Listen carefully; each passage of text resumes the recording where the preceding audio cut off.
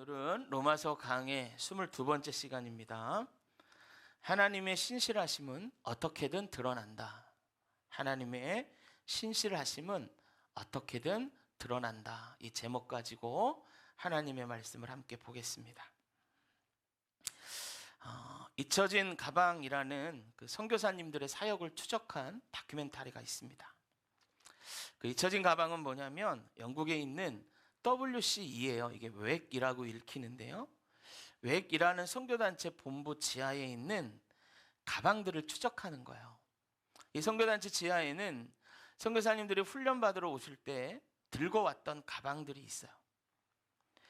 이 가방은 선교사님들이 파송지에서 모든 훈련을 다 마치고 돌아오게 되면 다시 그 가방을 가지고 돌아가는 그런 가방입니다.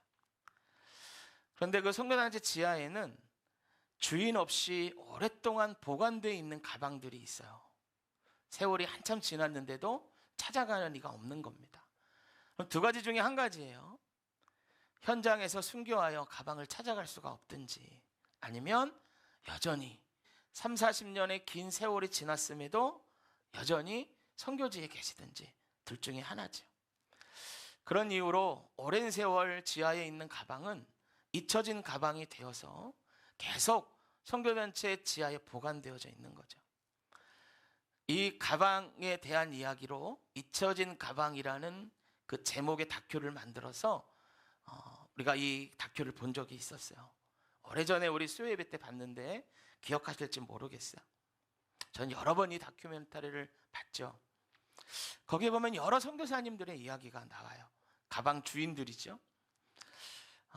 택시 강도로 선교지에서 딸을 잃었던 한국인 이인웅 선교사님, 평생을 성경 작업을 하면서 아프리카 사람들을 섬기다가 그 땅에서 돌아가셨던 아이사 아더 선교사님, 캠브리지 의대를 나와서 의사라는 안정된 미래가 보장되어 있는데도 불구하고 그것들을 다 버리고 당시에 세계에서 가장 위험한 나라라고 했던 콩고에 가서 아직도 의료사학을 하고 있는 필립과 낸시 우드 선교사님 그 부부, 여러 선교사님들의 이야기가 그 다큐멘터리에 보면 나와.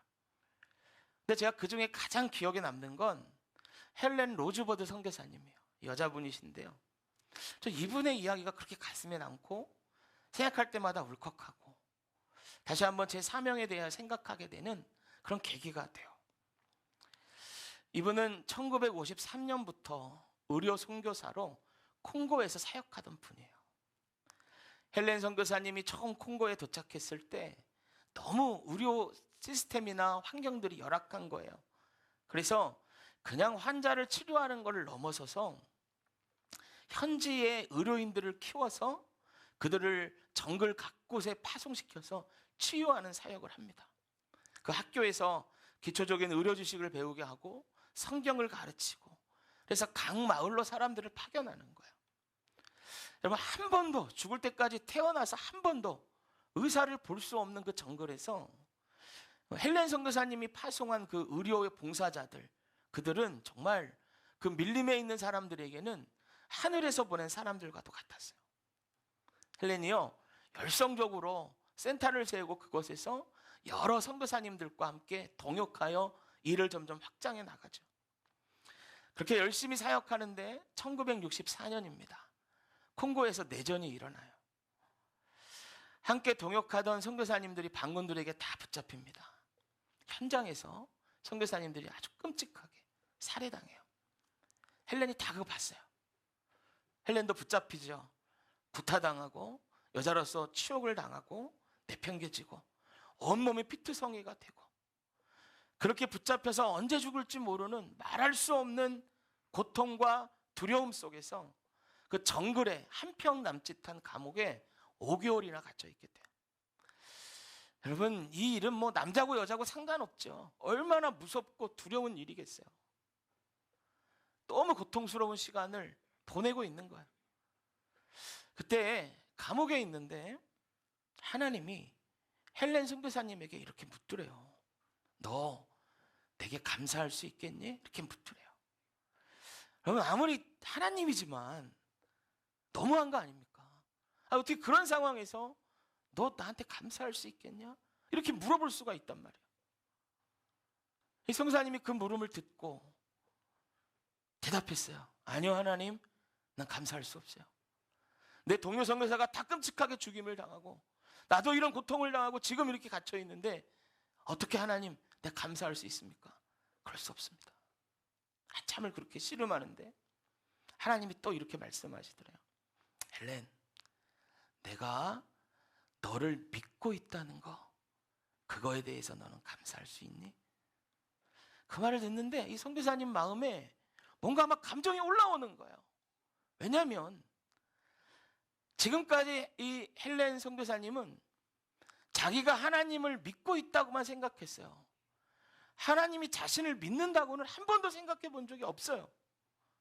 그런데 하나님이 그러시는 거예요. 내가 널 믿고 있어. 너 이거에 대해서 감사할 수 있겠니? 이런 상황에도 콩고 사람들을 사랑하고 섬길 것을 믿고 있었다는 거예요.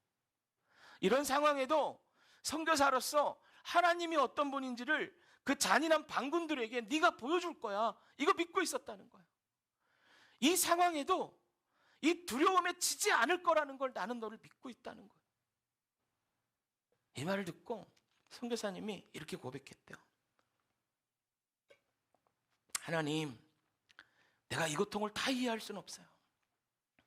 내게 왜 이런 일이 생겼는지 난 다 이해할 수 없지만 나의 아버지 되신 하나님이 이런 상황에도 나를 믿으시고 나와 함께 계시니 주님 감사합니다. 울면서 이 고백을 했다는 거야. 그 감옥 안에서. 그렇게 고백하니까요, 이 헬렌 선교사님 간증해요. 놀라운 일이 생기더래, 자기 안에. 여전히 감옥에 있고 언제 죽을지 모르고 두려움 가운데, 상황이 막 어려움 가운데 있지만 갑자기요, 하나님의 놀라운 평안이 자기 마음 전체를 감싸더라는 거예요. 그 평안이 막 머리부터 발끝까지 부어지더라는 거예요. 그러니까 이제까지 그 무서운 두려움, 공포가 사라지더라는 거예요. 그리고 하나님에 대한 감사가요, 정말 어찌할 수 없을 정도로 커지더라는 거예요. 그래서 이분이 5개월 있다가 풀려나거든요. 근데 자기가 거기서 살아서 나올 수 있었던 이유가 이 하나님에 대한 감사 때문이었다고 고백하는 거예요. 여러분, 제가 지난주에 3장 1절과 2절을 설교하면서 하나님의 말씀을 맡았다는 게 뭔가를 여러분들과 나눴어요. 기억나십니까? 2가지 말씀드렸는데요, 기억하실 줄로 제가 믿어요. 하나는 말씀 맡았다는 건 하나님의 말씀대로 사는 것. 또 하나, 말씀을 맡았다는 건 하나님이 우리에게 말씀을 위탁하셨다는 것인데, 어떤 사람에게 하나님이 말씀을 위탁하는가? 믿는 사람에게 위탁하신다는 거. 믿을 만한 사람에게 위탁하신다는 거예요. 하나님은 우리에게 말씀을 듣게 하시고 배우게 하시고 읽게 하신 것은 우리가 말씀대로 살 줄로 믿었기 때문이라는 거예요. 여러분, 이 다큐를 찍을 때 헬렌 로즈버드 선교사님이 86세셨어요. 86세. 지금도 살아계시면 100살이 넘었을 거거든요. 전 이분에 대한 그 이후 소식은 잘 알지 못해요. 아마도 천국 가지 않으셨을까 생각 들어요. 그러면 생각해 보세요. 저 가끔 이런 상상하거든요. 헬렌 로즈비어 선교사님이 하나님 앞에 선 거예요. 그때 하나님이 이 선교사님에게 어떤 칭찬을 하셨을까요? 전 이런 거 생각하면 가슴이 막 벅차. 이렇게 두 팔 벌려 당신의 종을 맞아주시면서 말씀하셨겠죠. 사랑하는 내 종아, 내가 너를 믿었듯이 너도 나를 믿었구나. 나는 너를 향한 내 믿음을 한 번도 저버린 적 없단다. 진실되고 착한 종아, 너에게 예비된 면류관을 받아라. 그러면서 면류관을 씌워주셨을 거야. 그러면 헬렌 로즈버드 선교사님이 이렇게 했죠. 아니에요, 하나님. 난 그냥 하나님이 은혜 주셔서 산 것뿐이에요. 내 공로 하나도 없어요. 그러면서 그 면류관을 다시 벗어서 하나님 앞에 드리겠죠. 이게 계시록 4장 10절 11절에 나오는 주의 종들이 천국 갔을 때의 모습 아닙니까? 그 모습 그대로였을 거예요. 여러분, 우리도 하나님 앞에 설 날이 있습니다. 어떤 모습으로 서시겠습니까? 헬렌 로즈버드 선교사님처럼 그런 영광된 모습으로 주님 앞에 서는 저와 여러분 되시기를 축복합니다. 할렐루야. 여러분, 이렇게 하나님 앞에 설려면 어떻게 해야 되나? 우리를 믿고 말씀을 맡겨주신 하나님 앞에 그 기대를 충족시켜 드리는 삶을 사는 거죠. 이게 하나님 자녀된 우리가 살아야 될 마땅한 삶인 거예요. 여러분, 오늘 본문에 보면 연결돼서 3절에 이렇게 나와요. 뭐라고 얘기하냐면, 어떤 자들이 믿지 아니하였으면 어찌하리요? 그 믿지 아니함이 하나님의 미쁘심을 패하겠느냐? 이렇게 나와요. 여러분, 여기서 미쁘심은 이런 거예요. 신실하심, 변치 않으심, 변덕이 없으심. 그거예요. 선하신 하나님이에요. 어떤 믿지 않는 자들이 있다는 거예요. 여기서 믿지 않는 자들은 누군가? 문맥상에서 보면은 유대인들이에요. 유대인들 중에 믿지 않은 자들이 있었대요. 여러분, 이 말씀을 더 자세히 보려고 제가 공동 번역으로 한번 읽어드릴게요. 스크린 보시고 눈으로 한번 따라와 보세요. 그런데 어떤 유다인들이 신의를 저버렸다고 합시다. 여기서는 그 신실하심을 신의로 번역한 거예요. 그렇다고 해서 하나님께서도 신의를 저버리시겠습니까? 유대인들 중에 어떤 일부가 하나님의 말씀을 맡은 그 말씀의 의무를 저버린 사람들이 있다는 거예요. 그런데 어떤 사람들이 그 유대인을 보고 생각하기를, 야, 유대인들이 의무를 저버렸으니까 하나님도 저들을 버린 거 아니야? 이런 말을 하더라는 거예요. 왜 이런 말을 했냐면, 당시도 그렇고 지금도 마찬가지죠. 쌍방 간에 계약이 있어요. 보세요. 쌍방 간에 계약이 있는데 어떤 한 사람이 계약의 의무를 저버렸단 말이에요. 그러면 그 계약은 깨지는 거잖아요. 이게 당시에 그 이스라엘 사회에 있었던 계약이에요. 지금도 마찬가지고, 계약의 의무는 공동이 지는 거고요. 이 의무를 한쪽이라도 깨면 그건 계약은 깨트려지는 거예요. 그러니까 그런 말을 하는 거예요. 그래서 3절 후반주에 이렇게 말하잖아요. 그 믿지 아니함이 하나님의 미쁘심을 패하겠느냐, 이렇게 말하는 거예요. 여러분, 이 말은 뭡니까?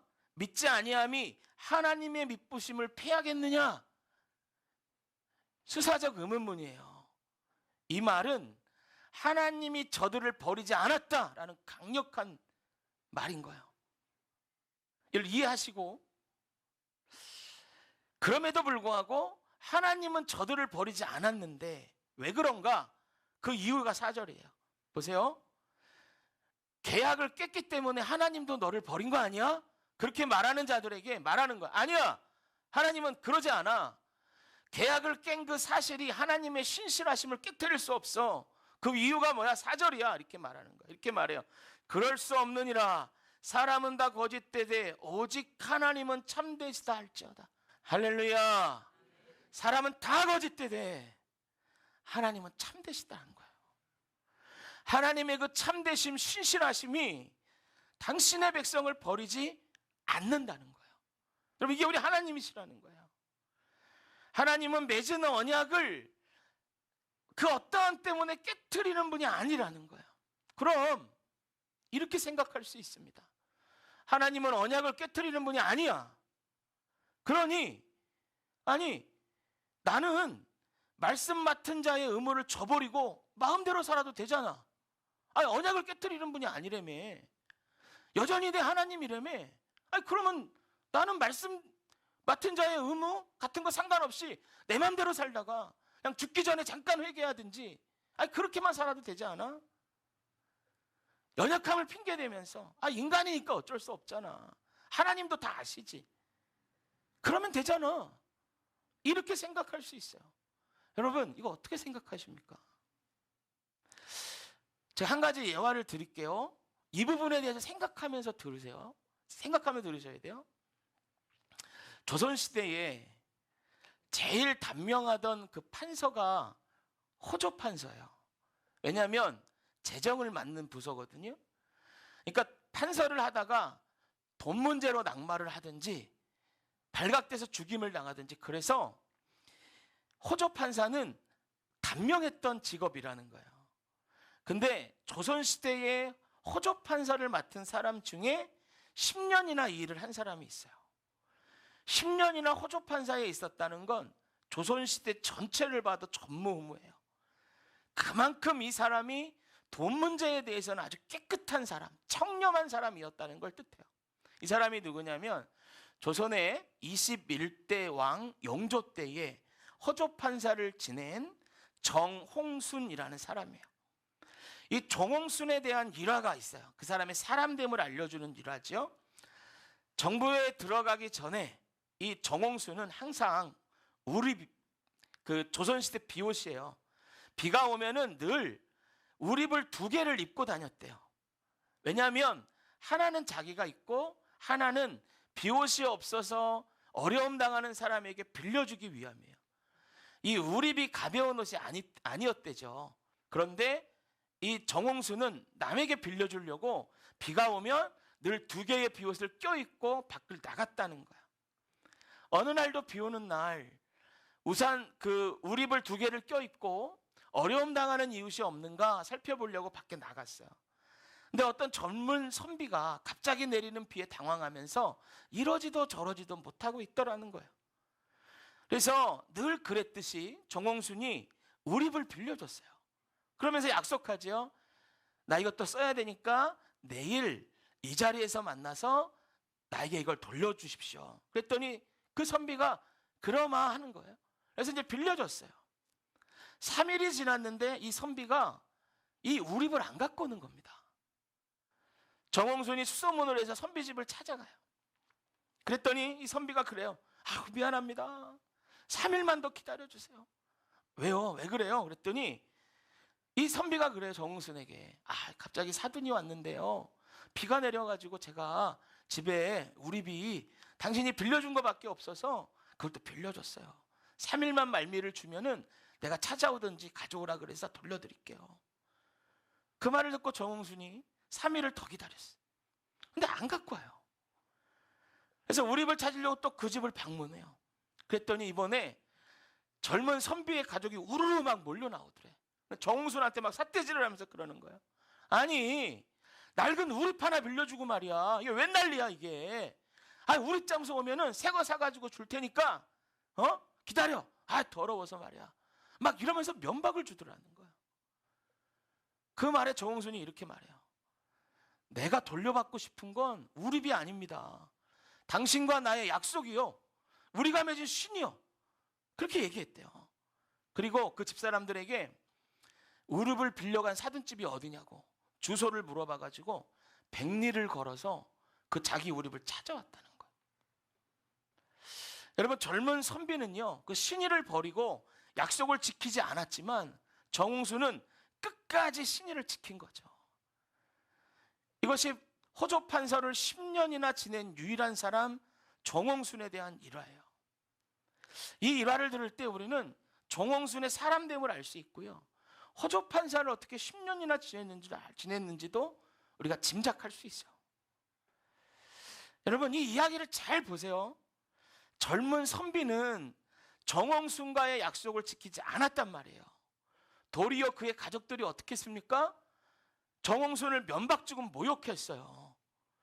여러분, 그런다고 해서 젊은 선비의 행동이 옳은 것이 되고 끝까지 약속을 지킨 정홍순이 잘못된 사람이 됩니까? 아니라는 거예요. 도리어 끝까지 신의를 지킨 정홍순 앞에서 약속을 지키지 않은 젊은 선비의 불의함만 더 드러나는 거예요. 여러분, 이와 같은 거예요. 아무리 말씀 맡은 자들이 그들의 의무를 저버리고 뻔뻔하게 하나님 앞에 선다고 해서 하나님의 신실하심이 없어지는 게 아니에요. 그들의 불의 때문에 오히려 하나님의 신실하심은 더 드러나는 거예요. 여러분, 이게 이해되세요? 이거 이해하셔야 오늘 설교가 들려요. 다시요. 여러분, 그들의 불의함 때문에 하나님의 신실하심은 더 드러난단 말이에요. 똑같습니다. 여러분, 오늘 말씀의 제목처럼 하나님의 신실하심은 언제든 어떻게든 드러나게 되어 있어요. 그럼 우리는 어떤 모습으로 하나님의 신실하심을 드러내게 할 것인가 말이에요.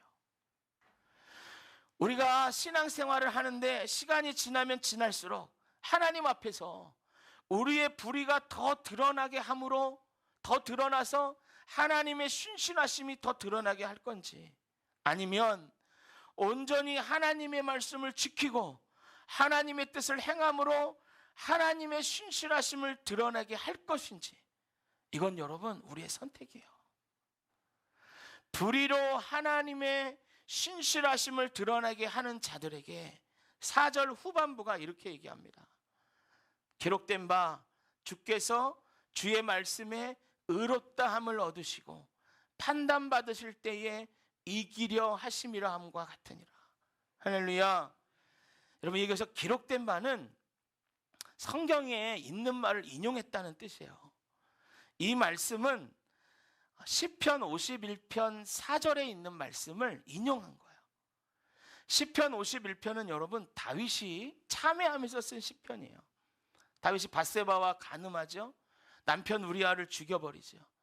그리고 죄악 가운데 있는데 안 걸렸으니까 괜찮다고 생각했어요. 근데 나단 선지자가 와서 그 죄를 지적하는 거예요. 그 지적하는 소리를 듣고 바짝 엎드려 회개하고 고백하면서 하는 말이에요. 다윗이 그런 거예요. 내가 안 걸려서 괜찮은 줄 알았는데 나단 선지자가 다윗 앞에 와서 하나님의 말씀으로 자기의 죄를 지적하니 그 말씀 앞에 하나님의 의로우심이, 그분의 정의가 드러나고 죄를 짓고 변명하는 자신의 변명이 전혀 통하지 않더라는 거예요. 결국은 하나님의 말씀이 이기더라는 거예요. 이것을 경험한 다윗이 시편 51편에서 그 말씀을 그대로 기록해 놓은 게 이거예요. 한번 같이 읽어볼까요? 4절 후반부 스크린 보시고 시작.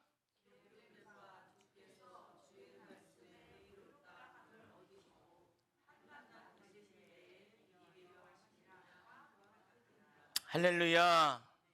여러분, 우리가 신앙생활 하는 동안 말씀을 행하는 우리의 삶을 통하여 하나님의 거룩하심이 드러나고 하나님의 신실하심이 드러나는 그런 삶을 살아가는 저와 여러분 되시기를 축복합니다. 여러분, 이와 반대되는 삶으로 하나님의 신실하심을 드러나게 한다면 하나님 앞에 설 때 위험하신 말씀 앞에서 우리의 불의가 적나라하게 드러날 것인데 그 무서운 심판을 우리가 어떻게 견디겠습니까? 기억하십시오. 그분 앞에 어떤 것도 우리는 핑계할 수가 없어요. 그렇다면 하나님의 신실하심을 드러내는 삶은 무엇인가? 요즘 우리가 새벽에 여호수아 보고 있는데 여호수아 14장에 보니까 갈렙 이야기가 나오더라고요. 갈렙은 여러분 여호수아와 함께 첫 번째 가데스 바니아에서 하나님 주신 땅을 악평했던 10명의 정탐꾼들과 다르게 하나님의 눈으로 그 땅을 보고 믿음으로 행했던 사람들 중에 한 명이에요. 하나님께서는 하나님 주신 것을 악평했던 사람들의 말과 믿음의 말을 했던 사람들의 말을 다 들으셨어요. 우리는 종종 이것을 망각하고 하나님 듣고 계신다는 걸 모르고 말을 막 하는 경우가 있죠. 그러나 하나님께서는 그걸 다 듣고 계시다는 걸 여러분 기억하시기를 바랍니다. 갈렙이요 믿음의 말을 했단 말이에요. 그 말을 하나님께서 들으시고 갈렙에게 약속해 주신 게 있어요. 가나안 땅에 들어갈 것, 그가 밟는 땅을 주실 것, 이것을 약속하셨어요. 여러분, 가나안의 땅에 모든 이스라엘 백성들이 다 들어간 게 아니죠.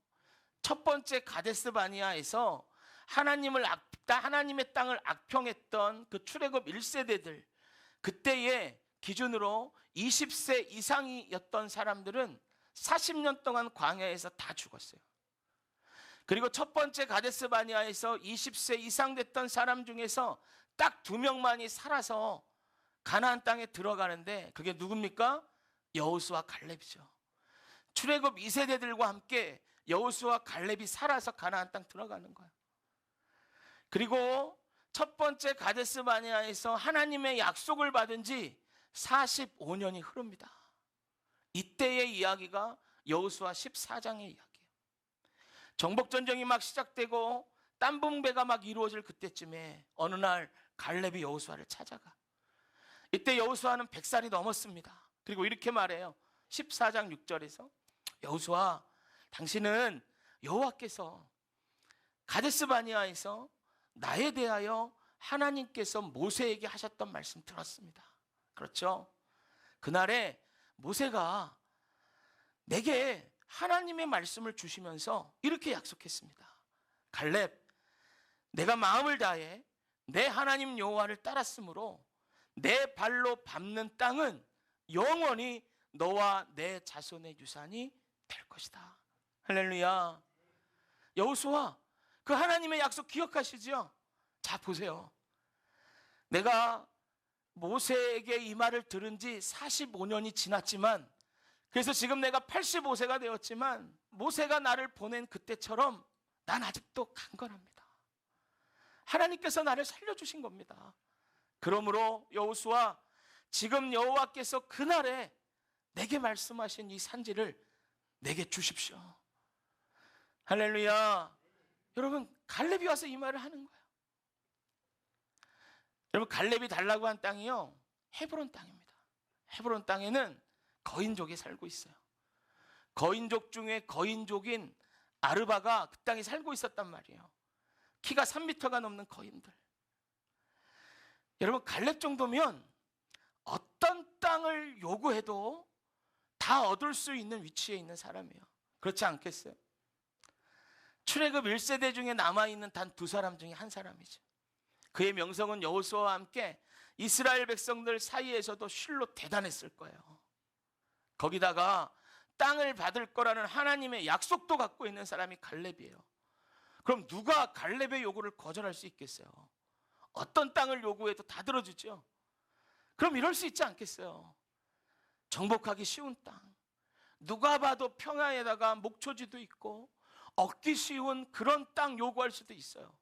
그런데 갈렙이 요구하는 땅을 보니까 정복하기 가장 어려운 땅, 거인 아르바가 살고 있는 그 땅을 달라는 거예요. 왜 그랬겠습니까? 갈렙은 약속을 받은 지 45년이 지났음에도 그 약속을 여전히 믿고 있었던 거예요.